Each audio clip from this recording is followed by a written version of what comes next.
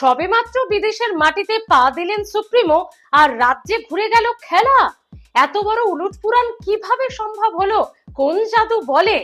নাকি পুরোটাই তার টার্গেট 2026 বিধানসভা নির্বাচনে নিজের হারানো গড় আবারও ফিরে পাওয়া? কারণ কোনো পদেই তো তিনি এখন নেই। তিনি আবার প্রকাশ্যে এটা বলছেন, তৃণমূল মানে ধোঁকা, তৃণমূল মানে প্রতারণা, প্রবঞ্চনা, তৃণমূল মানে বিভ্রান্তি, মানুষের মোহভঙ্গ হয়ে গেছে, সে কারণেই ফিরছেন তারা। কেন বলুন তো? এর কারণ কি? এই এত বড় উলটপুরাণ কিভাবে হলো? আরে উলটপুরাণটা কি হলো সেটাই তো বলিনি, এবং কে এই কথাগুলো বলছেন সেটাও বলা হচ্ছে না আপনাদের, তাই তো? অবশ্যই বলবো, তার জন্য পুরো ভিডিওটা দেখতে হবে। এই যে তৃণমূল সম্পর্কে কথাগুলো বলছেন অধীর রঞ্জন চৌধুরী, তৃণমূল ধোঁকা, প্রবঞ্চনা, প্রতারণা, বিভ্রান্তি, মোহ কেটে গেছে বলছেন অধীর রঞ্জন চৌধুরী। কেন বলছেন, কোন প্রসঙ্গে বলছেন, আর উলট পুরাণটাই বা কি? আচ্ছা, রাজ্যে যখন একটা ট্রেন্ড চলছে কি না, দলে দলে চলো তৃণমূল কংগ্রেসে, কোন পতাকা থেকে জিতলাম, ভোটাররা আস্থা রেখে কোন দল থেকে জেতালো তাতে দূরে থাক, দূর ওইসব যাক। 26 বিধানসভা নির্বাচন আসছে, পুরনো দল টিকিট দেখ না দেখ, তৃণমূলে যাব, টিকিট পাবো, দাঁড়াবো, আবার বিধায়ক হব বা নতুন করে বিধায়ক হব, এই তো চলছে ট্রেন্ড।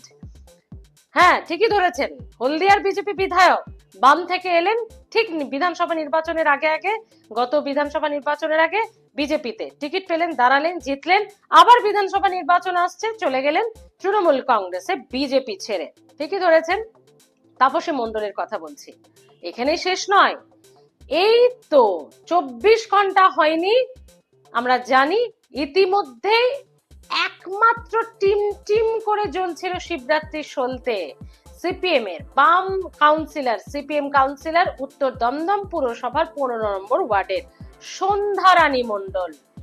দলের ওপরতলার লোক বড্ড ছড়ি ঘোরাচ্ছে, কাজ করতে পারছি না, তাদের কথাতেই কাজ করতে হচ্ছে। আমাকে দাঁড় করানো হয়েছিল পুরো ভোটে 2022-এ, কিন্তু জেতার পর শুধু নামে আমি আছি, কাজ করছে ওপরতলার লোকজন, তাই এসব মেনে নিতে পারবো না, তৃণমূলে যোগদান।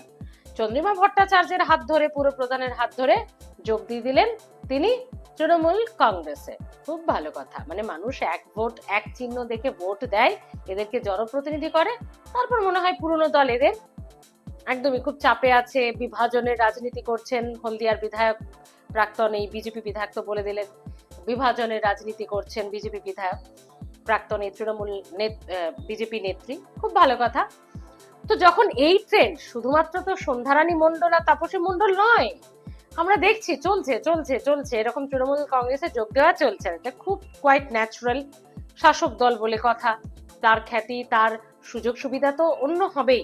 তারপরে টিকিট যদি এক দুটো পেয়ে যাওয়া যায় তাহলে তো সোনায় সোহাগা, তো যাক, সেগুলো তাদের বিষয়।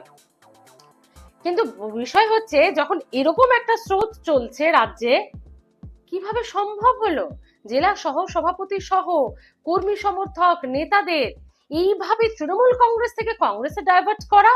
কেন, কিভাবে সম্ভব হলো? করে দেখালেন অধীর রঞ্জন চৌধুরী।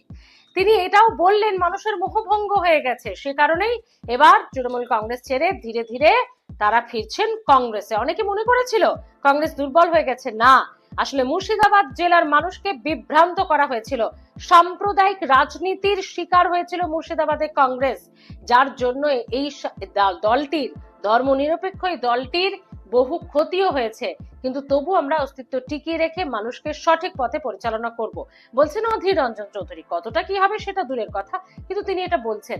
আর উলট পুরাণ, এই যে যোগ দেওয়াটাকে আমি উলট পুরাণ বলছিলাম কেন, জঙ্গিপুর সাংগঠনিক জেলা সহ সভাপতি তাসির উদ্দিন আহমেদ সহ শামশেরগঞ্জের শতাধিক কর্মী সমর্থক যোগ দিলেন তৃণমূল ছেড়ে কংগ্রেসে। এখানেই শেষ নয়, শামশেরগঞ্জের জেলা তৃণমূলের নেতা তথা পঞ্চায়েত সমিতির সদস্যের স্বামীও কংগ্রেসে যোগ দিলেন তৃণমূল কংগ্রেস ছেড়ে। তাছাড়া ভগবানগোলার আইএসএফ বহু কর্মী সমর্থকও যোগ দিলেন কংগ্রেসে। আর অধীর রঞ্জন চৌধুরী বলছেন 2026 বিধানসভা নির্বাচনে কোমর বেঁধে তিনি নামবেন। এখানেই একটা বিষয়, কি বিষয়? আচ্ছা, এই যে উলট পুরাণ, এই যে বেতাজ বাদশার, আমরা বহরমপুরের বেতাজ বাদশাহ গড়, যার সেই অধীর রঞ্জন চৌধুরী, তিনি নেই, ইউসুফ পাঠানের কাছে হেরেছেন, যদিও হারের কারণ কি বলছিলেন মানুষকে ভুল বোঝানো হয়েছে। যাক, সেসব কথা। কিন্তু বিষয় যেটা হলো, বহরমপুরের সাংসদ না হতে পারেন, বহরমপুর তো একটা বিধানসভা কেন্দ্র, বহরমপুর সংসদের অন্দরেই, তো সেইখান থেকে নিজের হারানো সাংসদ হিসেবে সেই গড় বহরমপুরকে বিধায়ক হিসাবে কি তিনি আবার পুনরুদ্ধার করতে চাইছেন? মানে এই কারণগুলো কি বন্ধুরা? আমরা যদি পয়েন্ট করে বলি তাহলে 1, 2, 3 করে আমরা প্রথম পয়েন্টে কি এটাই রাখবো? কারণ তৃণমূল বিধায়ক হুমায়ুন কবির, যিনি যখনই মুখ খোলেন বিতর্কিত কথায় বলেন, দলও বহু তাকে চাপে রেখেছে, বহু শাসন করেছে, আবারও তিনি মুখ খুলেই যাচ্ছেন, বহুবার এটা হয়েছে। তো সেই বহরমপুরের তৃণমূল কংগ্রেসের বিধায়ক আমরা দেখলাম হুমায়ুন কবির কি বললেন, বহরমপুর বিধানসভা থেকে 26-এ যদি আমি দাঁড়াই, আমি জিততে পারবো না, অধীর দাই জিতবে, কারণ অধীর দা ওখানে কাউকে দাঁড়াতে দেবে না, জিততে দেবে না, ওটা অধীর দার গড়। তিনি শুধু এটাই বলেননি, এর কয়েক মাস আগে 2024-এর লোকসভা নির্বাচনে যখন ইউসুফ পাঠান দাঁড়ালো, তখন তিনি বলেছিলেন এখান থেকে ইন্দ্রনীল সেনকে কলকাতা থেকে গায়ক এনেও দাঁড় করানো হয়েছিল, এবার বাইরে থেকে খেলোয়াড় এনে দাঁড় করানো হচ্ছে, কিচ্ছু হবে না, অধীরতাই জিতবে, কারণ তার ওখানে একটা ব্যক্তিগত কারিশমা আছে। ভূমিপুত্র দাঁড় করানো হতো তাহলে হয়তো কিছু হতে পারতো, যদিও তার ক্যালকুলেশন মেনে নি ইউসুফ পাঠান বিপুল ভোটে জয়যুক্ত হয়েছেন। অধীর রঞ্জন চৌধুরী বলছেন, ধর্মনিরপেক্ষ রাজনৈতিক দল কংগ্রেসের ক্ষতি হয়েছে সাম্প্রদায়িক রাজনীতি করা তৃণমূলের জন্য, ভুল বুঝিয়ে মানুষকে সেখানে তৃণমূলে নিয়ে যাওয়া হয় এবং ভোটে হেরেছে কংগ্রেস, সেটা আমি ছেড়েও দিলাম। কিন্তু যেটা ধরবো, তাহলে কি 2026-এ বহরমপুর সাংসদ হিসেবে হেরে গেল, বিধায়ক হিসেবে নিজের গড়কে ফিরে পেতে চাইছেন অধীর রঞ্জন চৌধুরী? সে কারণে কি ঘুঁটি সাজাচ্ছেন? আর তো একটা বছরও কার্যত হাতে মোটামুটি, এই সময় তো সম্ভবত সামনে বছর নির্বাচন, যদিও ডিক্লেয়ার্ড নয়, মনে করা হচ্ছে এই তো এপ্রিল মে মাসেই। তাহলে কি বন্ধুরা, 2026-এ কি বহরমপুর বিধানসভা কেন্দ্র থেকে কংগ্রেস প্রার্থী অধীর রঞ্জন চৌধুরী, সে কারণেই কি তিনি রাস্তা তৈরি করে রাখছেন, সংগঠনকে ঢেলে সাজাচ্ছেন? কারণ তিনি তো বলছেন বহরমপুরের কংগ্রেসের গর্ভেই জন্ম তৃণমূলের। তাহলে এটা গেল 1 নম্বর পয়েন্ট। 2, সেটা তো আরো মারাত্মক বিশ্লেষণ, আমি জানি না আপনারা কিভাবে নেবেন। দিল্লিতে কি হলো বন্ধুরা, ইন্ডিয়া জোটের শরিক আপ সহ আরো 28টি দল, তার মধ্যে কংগ্রেসও, কিন্তু দিল্লি বিধানসভা ভোটে আপের এগেনস্টে লড়লো কংগ্রেস, কোনো আসন সমঝোতা করলো না, দূর, ওইসব ইন্ডিয়া জোট ফোট সেখানে ভুলে গেল। এবং রাজনৈতিক বিশ্লেষকেরা বলছেন, 2বার মসনদে থাকা বিপুল ভোটে জয়যুক্ত আপ দিল্লি বিধানসভার যারা এতদিনের শাসক ছিলেন তাদেরকে হারলো কংগ্রেসের জন্য, বিজেপির জন্য নয়। কারণ কংগ্রেস যে শতাংশ ভোট সেখানে কেটেছে, মানে পেয়েছে, সেই শতাংশ কংগ্রেস প্রার্থী না দাঁড়ালে, আসন সমঝোতা হয়ে গেলেই, জোট হয়ে গেলেই সেটা চলে যেত আপের দখলে, বা জোট হলে কংগ্রেসের প্রার্থীও আপই হতো। তাহলে বন্ধুরা, সেই কাটাকাটি রাজনীতি, ক্যাটকুট ঘ্যাচাং এই রাজ্যেও কি কংগ্রেস ভাবছে? কারণ দেখুন, সোনিয়া গান্ধীর সঙ্গে মমতা বন্দ্যোপাধ্যায়ের সম্পর্ক বেশ ভালো, যখনই যান মিষ্টি ফুলের বুকে নিয়ে যান, দুজনে বেশ কাঁধে হাত দিয়ে ছবি তোলেন, ম্যাডাম বলে, দিদি বলে, সোনিয়াজি বলে সম্বোধন হন, সব ঠিক আছে। কিন্তু রাজ্যে আমরা কি দেখেছি প্রদেশ কংগ্রেস থাকার সময়?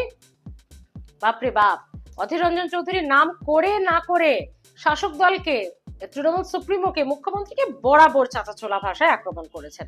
তার জন্য কংগ্রেস হাইকমান্ড থেকে নরমে গরমে তাকে শাসনও করতে হয়েছে, তিনি বকাও খেয়েছেন মল্লিকার্জুন কাছের কাছে, কিন্তু কথা বলতে তিনি ছাড়েননি তৃণমূল সুপ্রিমোর এগেনস্টে। তাহলে কি কোনো পুরনো ঝাল মেটানোর চেষ্টা? দিল্লিতে যা হচ্ছে হোক, মানে ইন্ডিয়া জোটে দিল্লি তো দেখিয়ে দিয়েছে কংগ্রেস ভোট কেটে কি করতে পারে। তো সেই ভোট কেটে কি এই রাজ্যেও কাটাকুটির খেলায় তৃণমূলকে মসনদ থেকে সরাতে চাইছে প্রাক্তন প্রদেশ কংগ্রেস সভাপতি বা কংগ্রেস? নাকি 3 নম্বর পয়েন্টে যদি যায়, দূর, এসব কিছুই হবে না, ধুলিয়ানের তৃণমূল কংগ্রেস নেতারা বলছেন ও কজন গেল কজন এলো ও সবে তৃণমূলের কিছু যায় আসে না, তৃণমূলের একটাই পোস্ট, তৃণমূল সুপ্রিমো, তাকে দেখে মানুষ ভোট দেয়। তৃণমূলের কতটা আস্থা মানুষের সঙ্গে রয়েছে, মানুষের পাশে থেকে তারা পেয়েছে, সেটা রাজ্যের মানুষ জানে। তাই ওসব নিয়ে আমরা ভাবছি না, ওই ধুলিয়ান শামশেরগঞ্জ জঙ্গিপুর নিয়ে আমরা ভাবছি না। দেখুন, একটা বিধানসভা হোক, 4টে বিধানসভা হোক, সেখানে একজন দুজন চারজন বিধায়ক যদি বিরোধী থাকে অবশ্যই ভাবার বিষয়। বিধানসভায় তো বিজেপি 70 জন নিয়েই বুঝিয়ে দিচ্ছে, প্রায় দিনই অধিবেশন বয়কট, ওয়াকআউট, ওয়েলে নেমে বিক্ষোভ, সেখানে চিলচিৎকার। কিছুটা তো বেগ দিচ্ছে তারা, স্মুথ ভাবে তো এগোতে পারছে না সমস্ত কিছু। তাহলে সবটাই কি এবার 2026 বিধানসভা নির্বাচনকে সামনে রেখে, নাকি সবেমাত্র বিদেশের মাটিতে পা দিয়েছেন, রাজ্যে খেলা ঘুরিয়ে নিজের অস্তিত্ব জানান দিচ্ছেন অধীর রঞ্জন চৌধুরী? কিভাবে দেখছেন আপনারা বন্ধুরা? এই যে এই সন্ধ্যারানী মণ্ডল, তাপসী মণ্ডল, এদের পথ ধরে না ধরে এদের পথকে একদম উল্টো দিকে ঘুরিয়ে, এর পেছনে কারণ কি হতে পারে? তৃণমূল কংগ্রেস ছেড়ে কংগ্রেসে যোগ দেওয়া? আপনারা অবশ্যই জানাবেন, আপনাদের কমেন্টের আশায় থাকলাম। বহুদিন ধরে বেশ কিছু ভিডিও করছি এবং আপনারা তাতে আমাকে যথেষ্ট উৎসাহ দিচ্ছেন। আপনাদের কমেন্ট এবং আপনাদের এই স্পিকিউ বেঙ্গল চ্যানেল সাবস্ক্রাইব করে রাখা, লাইক করে রাখা সত্যি আমাকে কাজে অনেকখানি উৎসাহ যোগাচ্ছে। তাই এক্ষেত্রেও আজকের ভিডিওতেও কিন্তু জানাতে ভুলবেন না। আমি যদি একটু প্রশ্ন আকারে আপনাদেরকে কমেন্ট দিতে বলি, মানে কমেন্টের উত্তর দিতে বলি, কংগ্রেসে যোগদান এই শমশেরগঞ্জ, জঙ্গিপুর এবং ভগবানগোলা থেকে কেন? এটা কি তৃণমূল কংগ্রেসে কোনো ক্ষতি করতে পারবে, কোনো দাঁত ফোটাতে পারবে, নাকি পুরোটাই 26 বিধানসভা নির্বাচনে বহরমপুর থেকে অধীরবাবু দাঁড়াবেন বলে, নাকি এসব কিছুই ধোপে টিকবে না, নাকি দিল্লিতে মসনদ উল্টে দেওয়ার খেলা রাজ্যে খেলতে চাইছে কংগ্রেস তৃণমূলের বিরুদ্ধে তলে তলে, নাকি পুরোটাই সেটিং? কিভাবে দেখছেন আপনারা অবশ্যই কমেন্টে জানাতে ভুলবেন না। ভালো থাকুন।